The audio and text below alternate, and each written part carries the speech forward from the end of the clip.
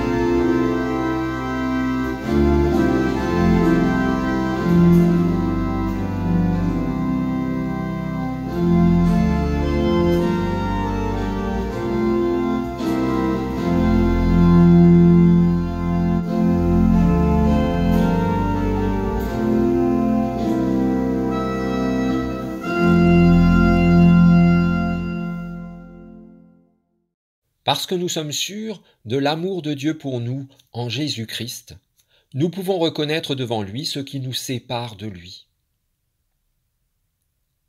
Dieu parle, et voici sa parole, que la lumière soit. Dieu parle et sa parole advient. Sa lumière vient éclairer ce qui est perdu dans les ténèbres. Sa lumière vient réchauffer ce que le froid étreint. Sa lumière vient embrasser ce que la solitude exclut. Dieu parle, et voici sa parole, que la lumière soit. Dieu parle, et sa parole advient. La gloire du Seigneur est apparue. Par les yeux de l'enfant de Bethléem, c'est Dieu qui pose sur nous son doux regard. Seigneur, lumière de notre vie, avec une entière confiance, nous déposons devant toi notre vie tout entière, telle qu'elle est, avec ses soleils et avec ses ombres, avec ses hauts et avec ses bas, avec sa beauté et avec sa laideur. Et nous te demandons, Père, fais grandir en nous ton Fils, lumière du matin, et que ton esprit renouvelle notre vie d'un éclat nouveau. Amen. Entendez cette parole de grâce de la bouche de l'apôtre Pierre après sa rencontre avec Corneille, centurion romain. Maintenant je comprends vraiment que Dieu n'avantage personne. Tout être humain, quelle que soit son origine, qui le respecte et fait ce qui est juste, lui est agréable. Oui, pour Dieu, il n'y a pas de bonne ou de mauvaise origine, car comme le prophétise Jésus, on viendra de l'Est et de l'Ouest, du Nord et du Sud, pour s'installer à table dans le royaume de Dieu. Oui, pour Dieu, seul compte l'élan du cœur, la confiance qu'on place en lui, seul compte notre foi. Pour Dieu, lui est agréable celui qui l'aime de tout son cœur, celui qui aime son prochain comme lui-même. Cet amoureux-là, Dieu l'accueille gracieusement et fait de lui un membre à part entière de sa famille.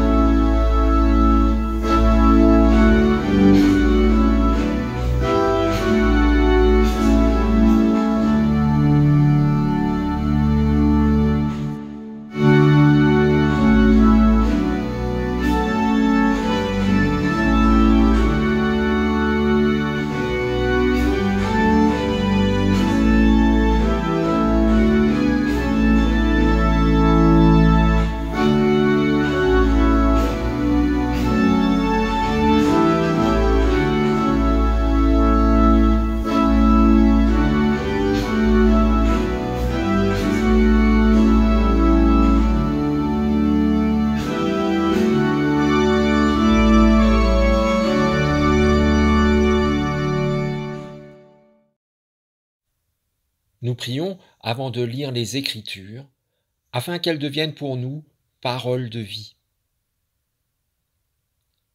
Dieu de lumière, Père éternel, notre désir est de demeurer dans ta présence. Nous souhaitons laisser derrière nous tout ce qui nous tracasse, tout ce qui nous pèse, tout ce qui nous effraie, tout ce que nous ne comprenons pas, tout ce qui trouble notre paix. Seigneur, conduis-nous sur le chemin qui mène à toi. Que sur ce chemin, tu nous adresses à présent ta parole éternelle, parole de vérité, parole de vie. Nous te le demandons, au nom de Jésus-Christ, ton Fils, notre Seigneur, qui vit et qui règne avec toi, Père, et le Saint-Esprit, un seul Dieu, pour les siècles des siècles. Amen.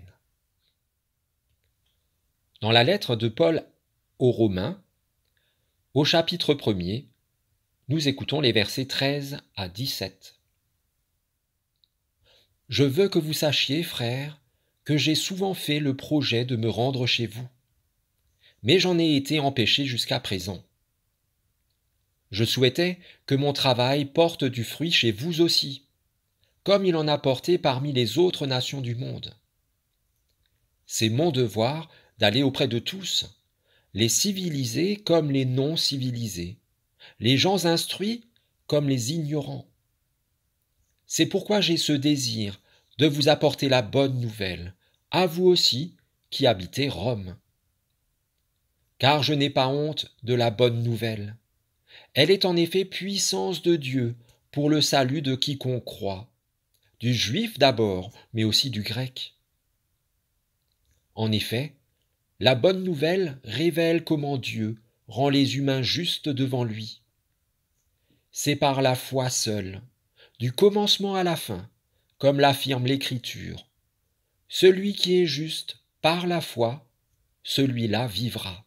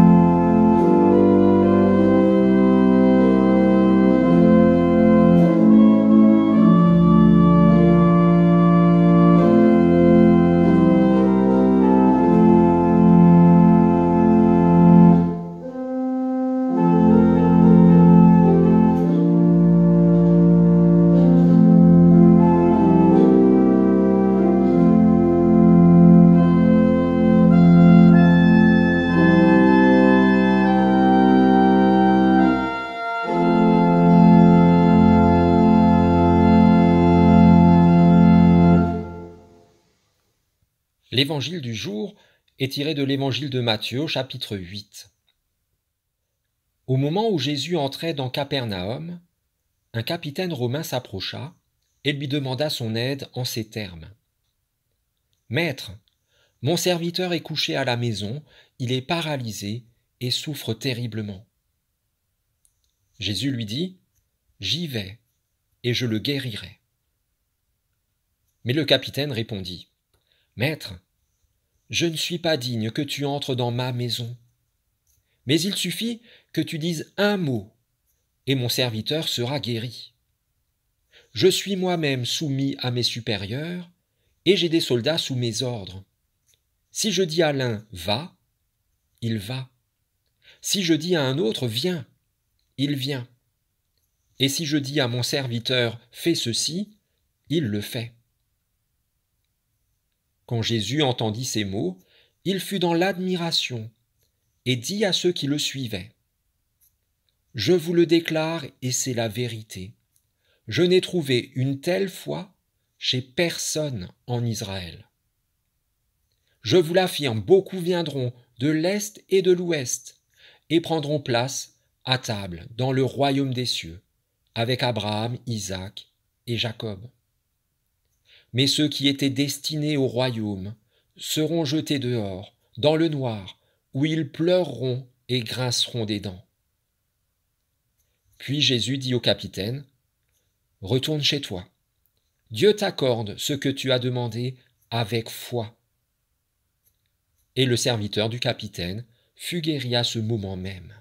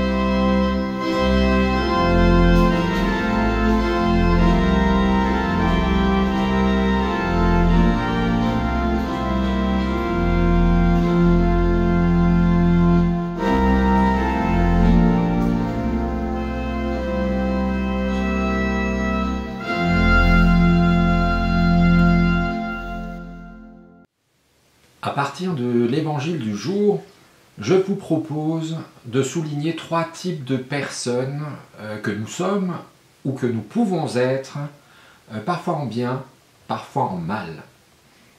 Alors pour aborder le premier type de ces personnes que nous sommes ou que nous pouvons être, parfois en bien, parfois en mal, je vous propose d'imaginer que vous êtes des joueurs titulaires du Racing Club de Strasbourg.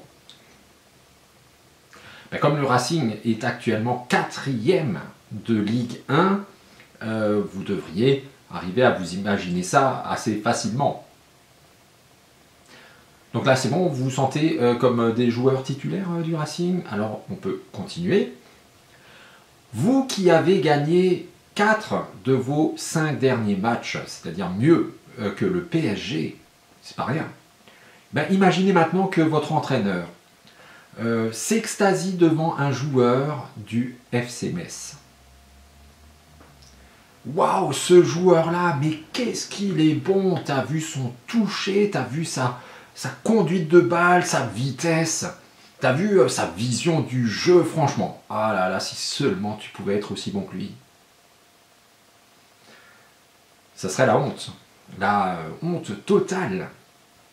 Alors peut-être que le Racing, ça ne vous parle pas, sport en général peut-être. Imaginez alors que vous êtes producteur de Münster, le succulent fromage. Producteur de Münster depuis 7 générations dans l'une des fromageries les plus réputées d'Alsace. Imaginez maintenant que votre client principal, celui qui vous achète 80% de votre production, il s'extasie devant un Münster fabriqué en Chine. Waouh, mais quel Münster! Franchement, goûte-moi ça. Le goût, la texture, le fumé, c'est incroyable. Un Münster comme celui-là, dans aucune ferme alsacienne, même pas dans la tienne, j'en ai goûté de pareil. C'est la honte. La honte totale. Bon alors, si le Münster, ça ne vous parle pas plus que le Racing, imaginez que vous faites partie de la chorale des 4 clochers. La plus magnifique chorale du monde. La meilleure chorale du monde. Cette chorale qui chante tellement bien et qui surtout nous manque tellement en ce moment, depuis 2 ans. Et imaginez que votre chef de chœur préféré s'extasie devant la chorale, on va dire, de Vimono. Waouh, alors là, les basses, mais c'est du solide, hein. Et le demi-ton, t'as entendu le demi-ton? Eh non, il n'y en a pas de demi-ton. C'est pas possible, c'est incroyable. Le ton juste, tout du long. Et je suis sûr, ils ont l'oreille parfaite, tous. Tous l'oreille absolue. Et alors, quel coffre! Ah, ils envoient, mais avec des voix magnifiques, des voix d'ange. Et en plus, ils ont le sens du rythme, ça groove. Et surtout, franchement, quand tu les vois, mais ils sont beaux. En plus, ils sont beaux. Ce serait pas un peu la honte? Ce serait la honte totale, ouais. Ce serait impossible de ne pas le prendre mal. C'est carrément révoltant. Si ça arrivait, vous changeriez d'entraîneur, ou alors de client, ou alors de chef de chœur, mais dans la foulée. Vous leur feriez peut-être même la plus mauvaise publicité qui soit. Et si vous étiez vraiment en colère contre eux, peut-être même que vous pourriez commencer à être violent. Sous le coup de la colère, on est tous capables de faire des choses qu'on va regretter amèrement et peut-être même pendant longtemps. Eh bien, dans le texte d'évangile du jour, nous avons entendu une situation similaire. Jésus qui est quand même un maître en matière religieuse, dit aux membres du peuple élu, à ceux qui suivent le vrai Dieu, à ceux qui seuls ont la vraie foi, « Je vous le déclare et c'est la vérité, parmi vous, je n'ai trouvé personne qui ait une foi comme la foi de celui-là, ce soldat-là, ce Romain. » Quelle honte pour les Juifs qui l'ont entendu leur dire ça. Eux qui passaient pour être les champions de la foi. La honte pour eux, parce que Jésus leur donne en exemple un soldat romain, un envahisseur et surtout un païen. Oui, la honte pour eux, et d'ailleurs, alors qu'on évoque combien c'est honteux de se faire moucher comme ça par Jésus, je suis sûr que la plupart d'entre eux se retournent dans leur tombe. Oui, la honte pour eux, là, on est bien d'accord. Mais vous en êtes aussi bien conscient à quoi ça nous sert d'évoquer leur honte à eux, celle qu'ils ont eue il y a 2000 ans, si nous ne nous posons pas immédiatement la question suivante. Et qu'en est-il de nous? Qu'en est-il de notre honte à nous? Leur honte à eux n'a aucun intérêt pour nous si elle ne dit pas aussi quelque chose de notre honte à nous. Alors c'est vrai, nous ne sommes pas de ces juifs-là. C'est vrai, nous ne sommes peut-être pas aussi pratiquants qu'on le devrait ou qu'on le voudrait, mais nous sommes nous aussi des croyants. Et souvent, nous sommes aussi convaincus d'être de pas si mauvais croyants que ça. Alors nous autres croyants, mais qu'en est-il de notre foi? Notre foi répond-elle à la question que se posait déjà Jésus? Quand le Fils de l'homme reviendra, trouvera-t-il la foi sur la terre?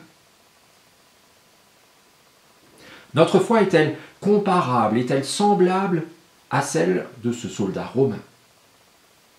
Est-elle une foi vivante et pas juste une foi institutionnelle? Pas juste une somme de croyances et de pieuses pratiques? Est-elle une foi qui ne fait pas honte à Dieu? Une foi que Jésus peut prendre en exemple?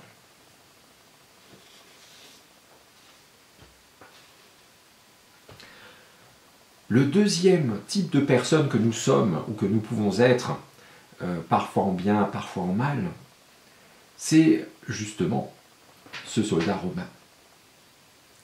Cet homme qui est porté par sa foi, son espérance, son amour, car s'il vient à Jésus ce jour-là, c'est qu'il croit en Jésus. Il croit vraiment. Honnêtement, cet homme ne vient pas avec une bonne conscience et des excuses bidons. Il ne dit pas que ce soit vrai ou faux, qu'il fait tout ce qu'il faut pour être agréable à Dieu, qu'il va à l'église tous les dimanches, qu'il prie avant les repas, qu'il prie au pied du lit, qu'il donne une grosse offrande annuelle, qu'il mange du poisson le vendredi, qu'il retire son chapeau devant monsieur le curé, ou monsieur le pasteur, et que pour tout ça, il mérite des honneurs, il mérite des égards particuliers, de la considération de la part de Jésus, et même l'exaucement de sa prière. Honnêtement, et peut-être même sans l'avoir vraiment compris lui-même, cet homme accomplit tout simplement la volonté de Dieu. Quelle est-elle? Il a foi en lui.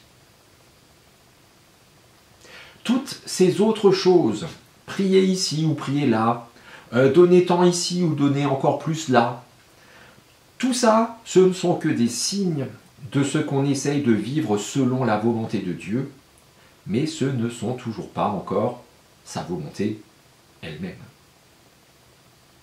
Dieu veut que nous ayons en lui la confiance qu'un enfant a en ses parents. Une confiance qui sait reconnaître ce qui le dépasse et qui est assez puissant pour accomplir ce que lui ne peut faire. Le soldat romain se reconnaît impuissant devant la maladie de son serviteur. Il reconnaît qu'on peut maîtriser plein de choses, mais qu'il y a encore bien plus de choses qui nous échappent fatalement. La plus importante d'entre elles, c'est le souffle de vie qui, fatalement, nous échappe toujours. Le centurion vient à Jésus parce qu'il reconnaît l'autorité de celui-ci sur les choses qui nous échappent. Il le reconnaît comme étant plus qu'un homme. Dis seulement un mot. Alors si moi, je n'ai qu'un seul mot à dire pour que tu sois toi vivant ou mort, c'est que j'ai une sacrée autorité. La même autorité que la parole de Dieu lorsqu'il a créé l'univers. Dieu dit et cela advient. Alors le centurion intercède. Il vient à Jésus pour qu'il intervienne en faveur de quelqu'un qui lui tient à cœur, qui est cher à son cœur. Alors ce n'était sans doute pas son seul souci, il aurait sans doute pu soumettre à Jésus bien des demandes, bien des inquiétudes, bien des désirs propres. Mais c'est le bien-être d'autrui qui lui tient à cœur et qui prime. Il vient à Jésus uniquement par amour, parce qu'il aime son serviteur. Et j'ajouterai aussi, parce qu'il aime Jésus.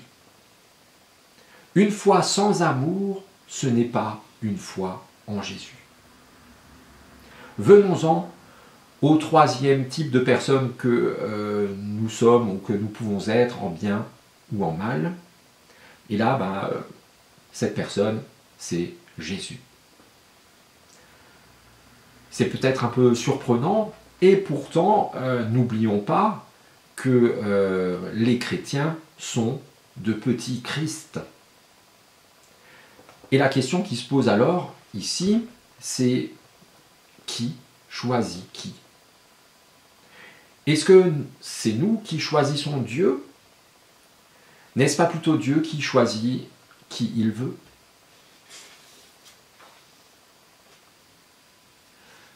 Ce n'est pas la seule fois où Jésus donne en exemple quelqu'un que les Juifs pieux avaient en horreur. On peut penser au bon samaritain qui fait ce qu'il faut alors que le prêtre et le lévite font ce qu'il ne faut pas. On peut penser à la femme adultère que Jésus ne condamne pas non plus, va et ne pêche plus. On peut penser à Zachée, le collecteur d'impôts, chez qui Jésus va, mange et lui annonce le salut dans sa maison. On peut penser à Moïse, meurtrier et lâche. On peut penser à David, le roi, mais aussi l'adultère et le criminel. On peut penser aux apôtres. Où étaient-ils quand Jésus a été crucifié? On peut penser aussi à un exemple que j'aime bien, l'ânesse de Balaam. L'âne était avait une meilleure relation à Dieu que le prophète. Pensez que les autres sont tout autant choisis que nous, parce qu'ils sont tout autant enfants de Dieu que nous, parce qu'il n'y a plus ni juif ni grec, il n'y a plus ni esclave ni homme libre, il n'y a plus ni homme ni femme, car nous tous, en Jésus-Christ, nous sommes un. C'est ce que dit Paul dans sa lettre aux Galates. En Jésus-Christ, nous sommes un, exactement comme Dieu le fait. Regardons au cœur et non aux apparences. Regardons à ce qui importe réellement et non à ce qui nous paraît meilleur, à ce qui nous fait paraître meilleur que nous ne sommes. Regardons à l'essentiel. Aux yeux de Dieu, dur à dire ça, aux yeux de Dieu, c'est mieux. Le seul critère qui vaut, c'est la foi, la confiance que nous plaçons en lui. Sa voix nous appelle. Avec une entière confiance, répondons-lui. Allons à lui.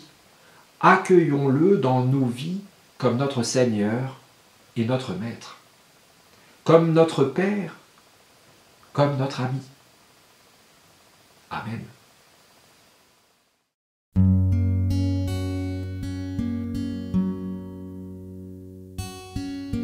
Comme l'enfant jouant sur le sable, croyant qu'il peut vider la mer,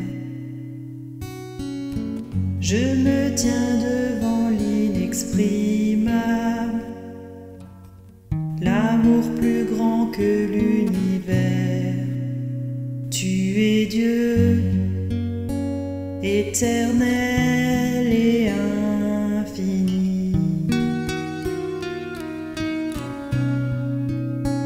Tu es Dieu, qu'aucun mot ne peut décrire. Mais j'essayerai encore.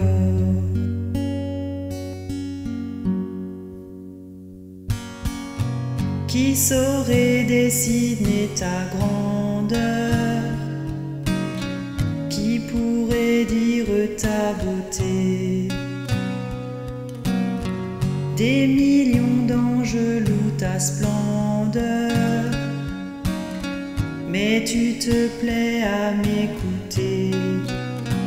Tu es Dieu, éternel et infini. Tu es Dieu, qu'aucun mot ne peut décrire. Tu es Dieu, éternel et infini. Tu es Dieu, qu'aucun mot ne peut décrire. Tu es Dieu, éternel et infini. Tu es Dieu, qu'aucun mot ne peut décrire. Mais j'essayerai encore, j'essayerai encore, j'essayerai encore. Mes mots sont imparfaits, mais je continuerai. J'essayerai encore, j'essayerai encore. Oui, pour l'éternité, nos chants vont résonner. J'essayerai encore, j'essayerai encore. Mes mots sont imparfaits, mais je continuerai. J'essayerai encore, j'essayerai encore. Oui, pour l'éternité, nos chants vont résonner. J'essayerai encore, j'essayerai encore. Mes mots sont imparfaits, mais je continuerai. J'essayerai encore, j'essayerai encore. Oui, pour l'éternité, nos chants vont résonner.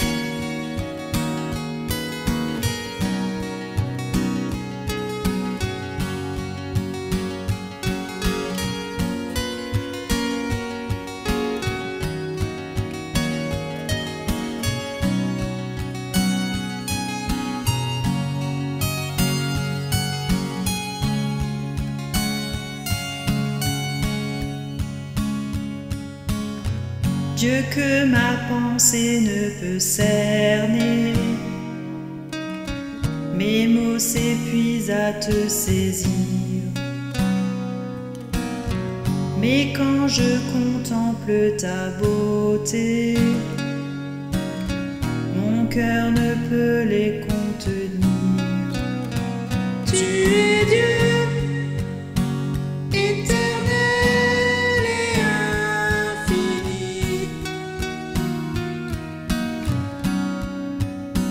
Tu es Dieu, aucun mot ne peut décrire. Tu es Dieu, éternel et infini. Tu es Dieu, aucun mot ne peut décrire.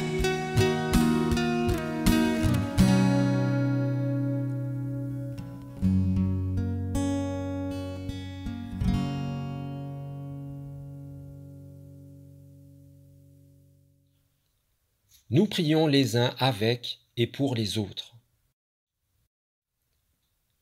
Dieu fidèle, c'est toi qui éclaires toutes ténèbres de ta lumière, et c'est toi qui réchauffes de ta bonne nouvelle les cœurs les plus glacés.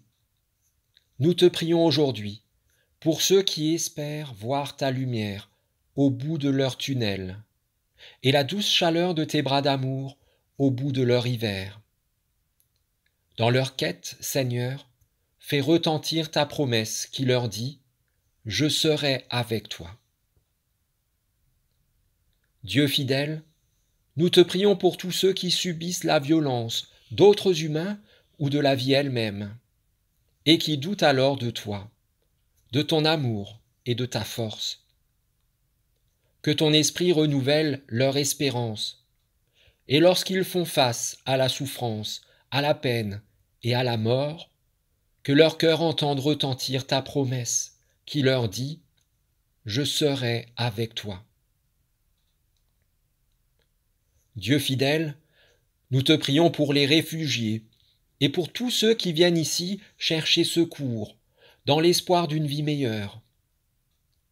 Donne-nous le courage et la force de les soutenir, ainsi que tous ceux qui souffrent de la solitude, des fins de mois difficiles, de la maladie, comme aussi ceux qui ne guériront pas. Sur leur vie, Seigneur, fais retentir ta promesse qui leur dit « Je serai avec toi ». Dieu fidèle, nous te prions pour nous-mêmes. Donne-nous de vivre notre foi en parole et en acte, de telle sorte que lorsque nos sœurs et nos frères ont besoin de nous, ils entendent de nos bouches et de nos mains retentir ta promesse qui leur dit « Je serai avec toi ». Dieu fidèle, sois notre présent et notre avenir. Seigneur Jésus, inscris ta bonne nouvelle dans nos cœurs pour que nous partagions ton amour. Saint-Esprit, inonde nos cœurs d'une fraternité renouvelée pour qu'à ta promesse d'être toujours avec nous, nous puissions répondre de tout cœur. Amen.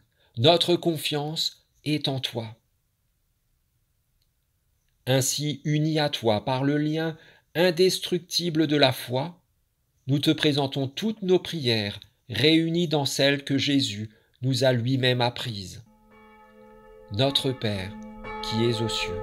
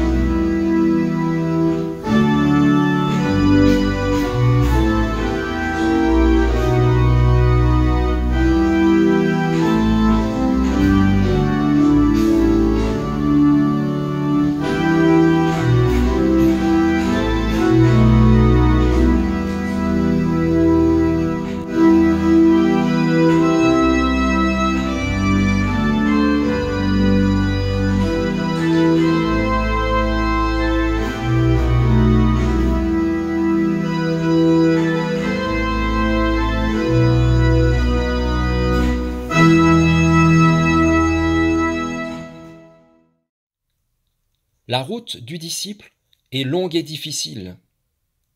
Elle monte, souvent jusqu'au sommet. Jamais elle ne connaît de raccourci. Toujours elle redescend pour prendre corps dans notre quotidien. Allons dans cette journée, dans cette semaine et dans nos vies, forts de cette conviction. La route du disciple qui s'ouvre devant nous est celle où Dieu nous précède, celle où Dieu nous soutient, celle où Dieu nous protège. Et qu'ainsi Dieu notre Père, par son Esprit, vous accompagne et vous conduise, qu'il vous affermisse dans son alliance éternelle en Jésus-Christ son Fils, notre Seigneur. Et soyez bénis, vous êtes bénis. Amen.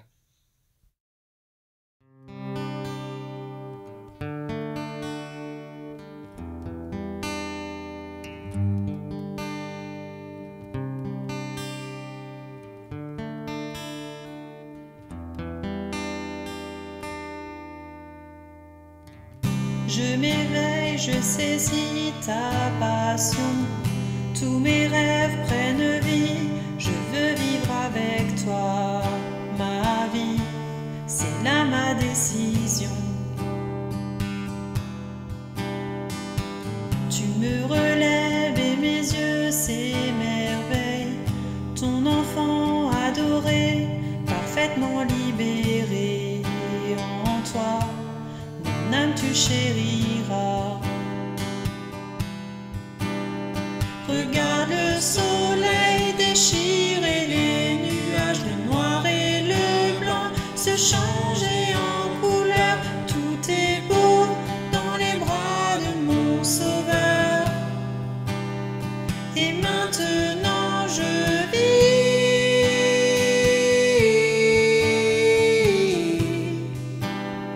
Et maintenant je vis.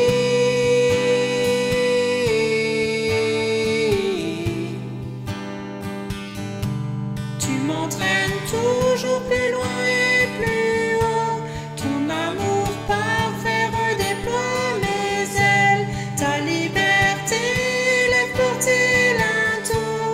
Je ne veux que toi, Dieu éternel.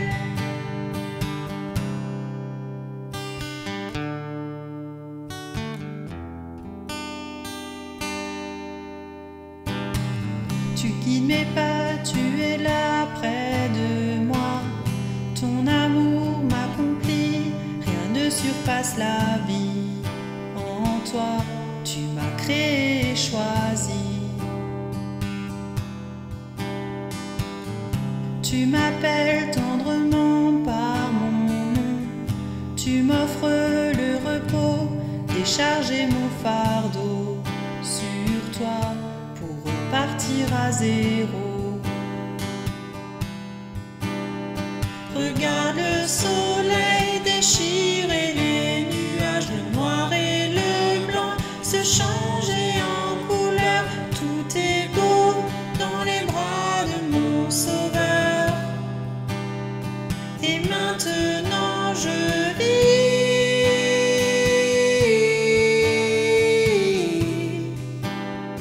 Et maintenant je vis.